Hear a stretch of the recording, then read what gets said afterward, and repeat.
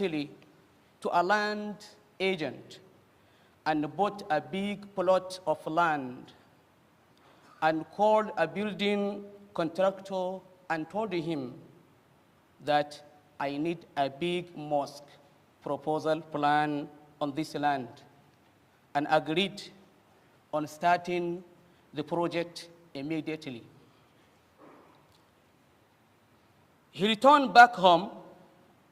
The wife asked, "Where have you been?" He replied to her, saying, "A single grape made me think of my last day." He said, or she said, "What do you mean?" "I didn't understand." He answered, "If I have to buy a basket of grapes and you have eaten it without remaining a single grape, as I live in your midst in this life, how can you remember me after my death with charity, du'as, and good deeds? For that I prepared for myself and saved continuous charity before I pass away."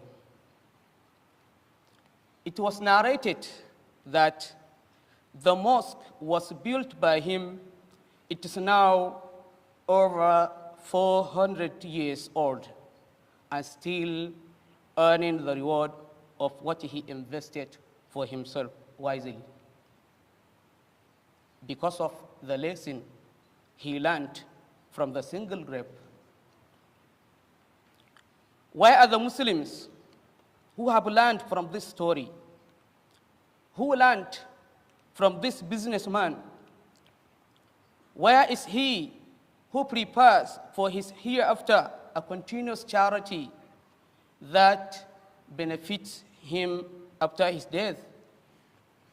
I'm here today advising you and myself to invest for ourselves.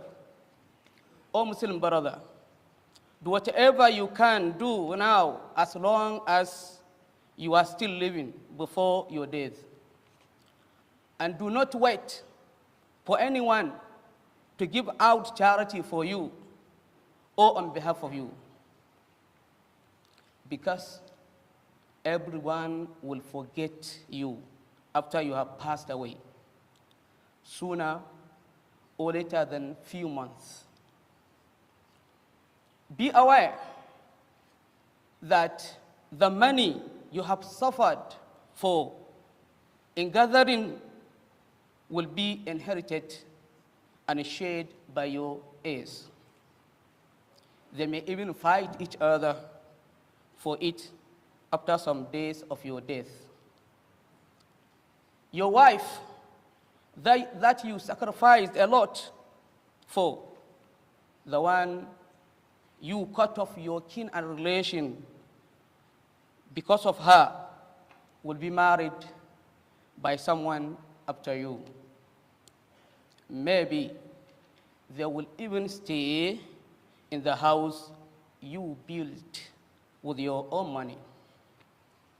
Your mansion, your gardens will be occupied by someone else. Is a Muslim going to be cautioned for this reality?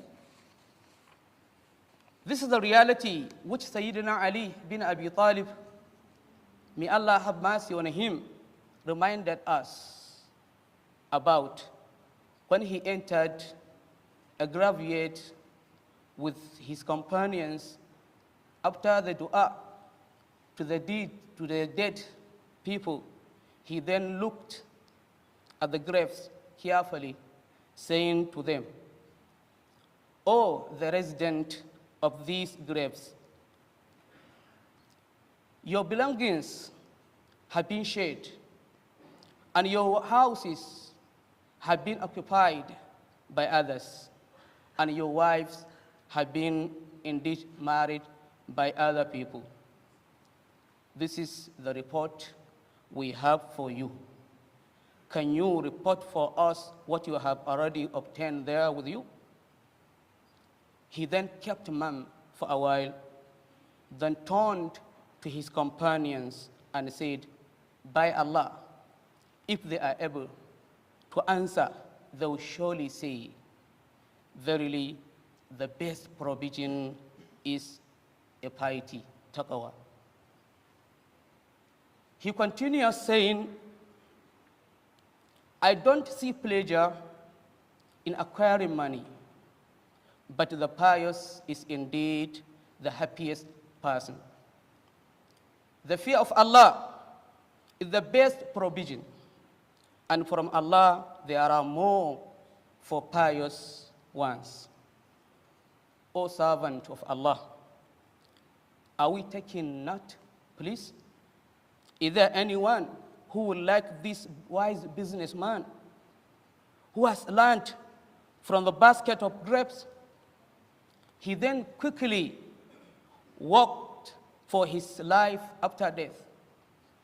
He invested in a continuous charity which has lasted for 400 years. He is still enjoying now in his grave before the day of reckoning. He will indeed be saved from the tribulations and terror of the day of judgment, inshallah. O servant of Allah, Abu Huraira, may Allah subhanahu wa ta'ala be pleased with him, reported that the Messenger of Allah sallallahu alayhi wa sallam said, when a person dies, his deeds come to an end except for three things. Number one, ongoing charity. Number two, beneficial knowledge. Number three, a pious child who prays for him. Al-Imam al-Nawawi, may Allah have mercy on him, said, the scholars said the meaning of the hadith is that the deed of the deceased person will terminate by his death, and the reward will stop except for these three things, as he is the cause of them.